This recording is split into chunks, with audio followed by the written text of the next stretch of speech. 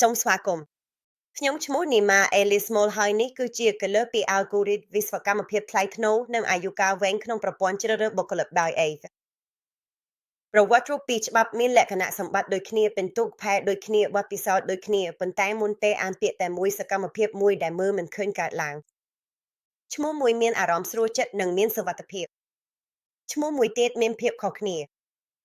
ការវិនិច្ឆ័យស្ងៀមស្ងាត់នេះកើតឡើងរាប់ពាន់ដងរៀងរាល់ថ្ងៃនៅគ្រប់ឧស្សាហកម្មគ្រប់ប្រទេសវាមិនសូវមានបំណងជាថ្មីទេប៉ុន្តែវាមានផលប៉ះពាល់ជានិច្ចបើយើងអាចបង្កើតប្រព័ន្ធមួយដែលភស្តុតាងមិនមែនការសន្មត់ជាអ្វីកំណត់អនាគតបានទេវិញ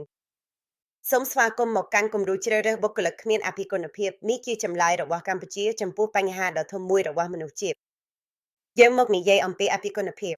មិនមែនអភិគុណភាពដែលមនុស្សទទួលស្គាល់ទេប៉ុន្តែជាអ្វីដែលលាក់ខ្លួននៅក្នុងស្មារតីយើងការសិក្សាបានបញ្ជាក់រួចហើយប្រវត្តិរូបដែលមានឈ្មោះស្ទើរតែជាអ្នកស្បែកសិតទទួលបានការហៅសម្ភាសច្រើនជាង50បើប្រៀបធៀបនឹងប្រវត្តិរូបដូចគ្នាប៉ុន្តែមានឈ្មោះដែលតាក់ទងនឹងជនភាគតិច50%វប្បធម៌សមត្ថភាពដូចគ្នាប៉ុន្តែឈ្មោះខុសគ្នាអនាគតក៏ខុសគ្នាផងដែរការចាប់អារម្មណ៍ដំបូងសម្លេងនិយាយសាកលវិទ្យាល័យណាដែលអ្នកបានសិក្សាជនជាតិដើមកំណើតទីកន្លែងកំណើតនិងឬស្ថានភាពហិរញ្ញវត្ថុកត្តាទាំងនេះមានឥទ្ធិពលដល់ការសម្រេចចិត្តជ្រើសរើសបុគ្គលិកដោយមិនពាក់ព័ន្ធនឹងសមត្ថភាពពិតប្រាកដរបស់អ្នកក្នុងការធ្វើការងារនោះទេហើយបន្ទាប់មកមានពាក្យថាយល់សមស្របវប្បធម៌ស្ដាប់ទៅហាក់ដូចជាមានហេតុផលមែនទេប៉ុន្តែនៅក្នុងជាក់ស្ដែងវាមានមេខាមនុស្សនេះធ្វើឲ្យខ្ញុំគិតដល់ខ្លួនឯងយល់ទេតែសមស្របវប្បធម៌คล้ายទៅជាការបង្ខំឲ្យស្របតាមវប្បធម៌ហើយភាពផ្សេងគ្នាដែលជាអ្វីជំរុញឲ្យមានការច្នៃប្រឌិតត្រូវបានដកចេញប៉ុន្តែមានរឿងមួយដែលមនុស្សភាគច្រើនមិនដឹងទេអភិជនភាពមិនមែនជាបញ្ហារបស់មនុស្សទេឡើយវាត្រូវបានបញ្ចូលទៅក្នុងម៉ាស៊ីនដែលយើងទុកចិត្តពេលយើងបណ្ដុះបណ្ដាលបញ្ញាសិប្បនិម្មិតដោយប្រើទិន្នន័យជ្រើសរើសបុគ្គលិកពីអតីតកាលវានឹងរៀនលំនាំទាំងអស់រួមទាំងការរើសអើងដែលយើងសង្ឃឹមថាបច្ចេកវិទ្យានឹងបំបាត់ Amazon បានរៀនពីរឿងនេះយ៉ាងលំបាកស្រាវជ្រាវសាកល្បងរបស់ពួកគេបានចាប់ផ្ដើមប៉ិនប្រសពប្រវត្តិរូបដែលមានពាក្យថាស្ត្រីក្លឹបប៉ុន្មានស្ត្រីសាកលវិទ្យាល័យស្ត្រីត្រូវបានប៉ិនប្រសពព្រោះទិន្នន័យអតីតកាលបង្ហាញថា Amazon បានជ្រើសរើសបុរសជាច្រើនជាងបានរៀនលំនាំនោះហើយបង្កើនវាឡើងទៀតរឿងនេះបង្កើតអ្វីមួយគួរឲ្យភ័យខ្លាចគឺរង្វើលជុំមតិវិជ្ជមានការសម្រេចចិត្តរើសអើងរបស់មនុស្សបង្កើតទិន្នន័យរើសអើងទិន្នន័យរើសអើងបណ្ដុះបណ្ដាលការគណិតវិធីរើសអើងការគណិតវិធីរើសអើងប៉ះពាល់ដល់ការសម្រេចចិត្តរើសអើងរបស់មនុស្សដែលបង្កើតទិន្នន័យរើសអើងបន្ថែមទៀត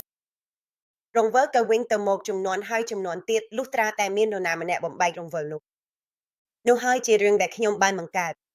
គំរូជ្រើសរើសបុគ្គលិកគ្មានអភិជនភាពគឺជាវេទិកាបញ្ញាសិប្បនិម្មិតសម្រាប់ជ្រើសរើសបុគ្គលិកតាមពុកយ៉ាងពេញលេញប៉ុន្តែការហៅវាដូចនេះមិនអាចពិពណ៌នាអំពីវាបានពេញលេញទេ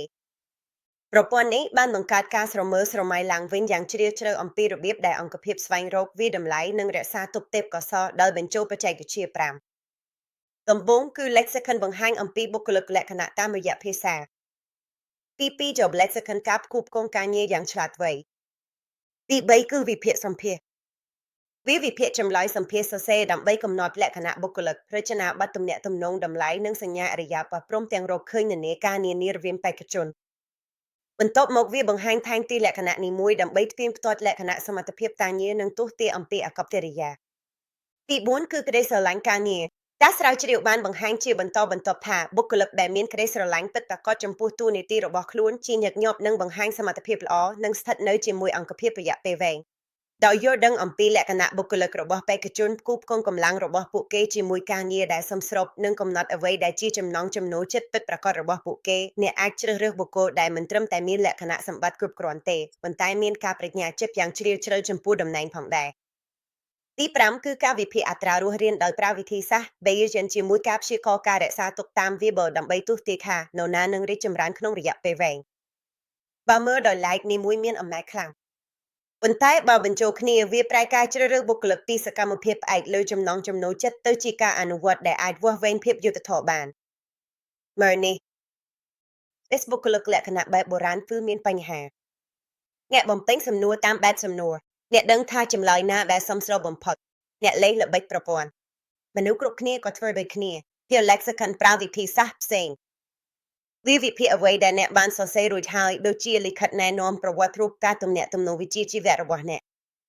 ពាក្យពិពណ៌នាបុគ្គលិកលក្ខណៈ12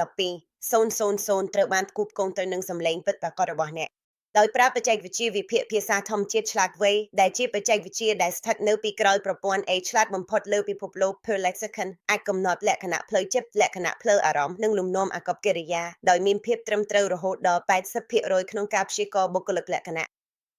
ហើយនេះជារឿងសំខាន់បំផុតខណៈពេលវិភាគឈ្មោះត្រូវបានដកចេញព័ត៌មានប្រវត្តិសាស្ត្រត្រូវបានយកចេញអីមើលតែលំនាំភាសាតែភស្តុតាងនៃអ្នកដែលអ្នកជាផ្ទាល់មិនមែនអ្នកដែលអ្នកបង្ហាញខ្លួនទេប្រព័ន្ធជ្រើសរើសបុគ្គលិកភាគច្រើនគូបគងតែពាក្យកន្លេសអ្នកបានសរសេរ Python នៅលើប្រវត្តិរូបរបស់អ្នកការងារនោះក៏សរសេរ Python ដែរគូបគងប៉ុន្តែអ្វីនោះមិនប្រាប់អ្នកអំពីថាអ្នកនឹងជោគជ័យឬអត់អ្នកនឹងស្នាក់នៅឬអត់ឬថាអ្នកនឹងរកឃើញនៃក្នុងការងារនោះឬអត់ទេចុះ Lexicon វិភាគជ្រៅជានេះទៀតដោយផ្អែកលើមូលដ្ឋានទិន្នន័យ ONET របស់ក្រសួងការងារសហរដ្ឋអាមេរិកដែលមានការពិពណ៌នាជាក់លាក់លើមុខរបរជាង 1000 មុខវាមិនត្រឹមតែផ្គូផ្គងជំនាញទេតែវាផ្គូផ្គងសមត្ថភាពបុគ្គលិកលក្ខណៈនិងក្តីស្រឡាញ់ផងដែរ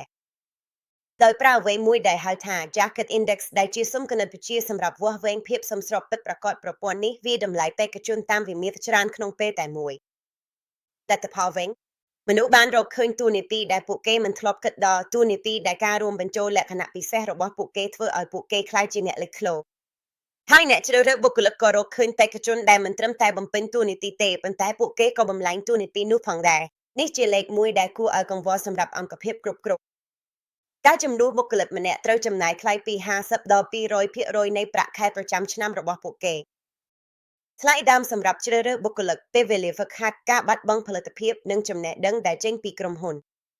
ម៉ូដលទស្សន៍ទាយការរក្សាទុកបុគ្គលិកនិងវាយរបស់យើងអាចទស្សន៍ទាយថានរណានឹងស្នាក់នៅដោយប្រើគំរូបែងចែក Weber ដែលជាគណិតវិទ្យាដូចគ្នាដែលប្រើសម្រាប់ទស្សន៍ទាយអាយុកាលឧបករណ៍និងលទ្ធផលរស់រានមានជីវិតប្រព័ន្ធនេះមិនផ្ដល់ការធានាដែលមិនពិតជាអ្នកទេ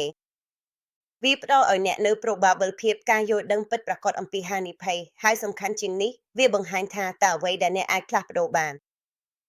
បេក្ខជនដែលមានសក្តានុពលបង្ហាញថាអាចចាក់ចេញដោយសារប្រាក់ឈ្នួលទាបជាងទីផ្សារឬផ្លូវអភិវឌ្ឍមានកំណត់អ្នកនឹងដឹងមុនពេលផ្ដល់ការផ្ដល់ជូនបុគ្គលិកដែលត្រូវបានកំណត់ថាជាបេក្ខជនសម្រាប់ស្នាក់នៅយូរមានរយៈពេលធ្វើការយូរជាមធ្យម 3.5 ដងនិងមានអត្រាចាក់ចេញទាបជាង 11.5%នោះមិនមែនជាការកែលម្អបន្តិចបន្តួចទេនោះជាការប្រែប្រួលដ៏ធំអនុញ្ញាតឲ្យខ្ញុំនិយាយត្រង់អំពីអ្វីដែលធ្វើឲ្យវាផ្សេងពីអ្វីទាំងអស់នៅលើទីផ្សារប្រព័ន្ធបុរាណត្រូវបានរកឃើញអំពើអភិជនបែបប្រតិកម្មបន្ទាប់ពីមានការខូចខាតរួចហើយយើងត្រួតពិនិត្យជាបន្តបន្ទាប់ក្នុងពេលពិតជាមួយការជូនដំណឹងស្វ័យប្រវត្តិប្រព័ន្ធបុរាណផ្គូផ្គងតែពាក្យកន្លេសប៉ុណ្ណោះយើងយល់ពីម៉េចប្រព័ន្ធបុរាណទស្សន៍ទាយដោយផ្អែកលើមធ្យមតួនាទីយើងទស្សន៍ទាយលទ្ធផលជាក់លាក់នៃមនុស្សនីមួយ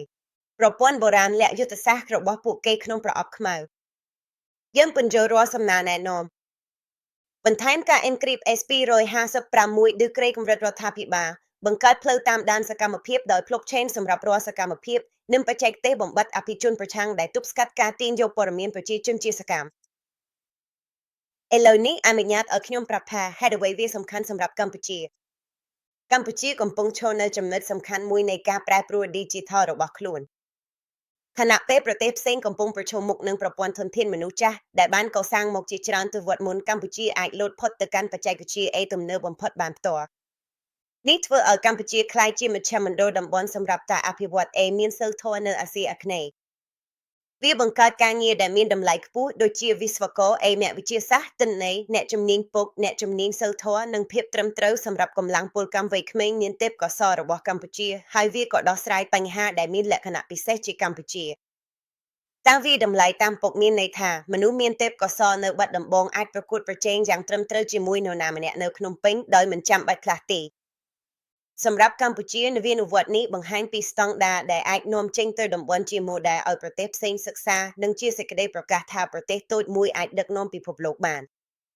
អនុញ្ញាតឲ្យខ្ញុំស្មោះត្រង់ជាមួយអ្នកបច្ចេកវិទ្យាមានតែឯងមិនអាចបំបត្តិអភិជនបានទេគ្មានក្បួនណាមួយអាចលើកលែងអំពើរើសអើងរបស់មនុស្សបាននៅពេលមនុស្សមានបំណងរើសអើង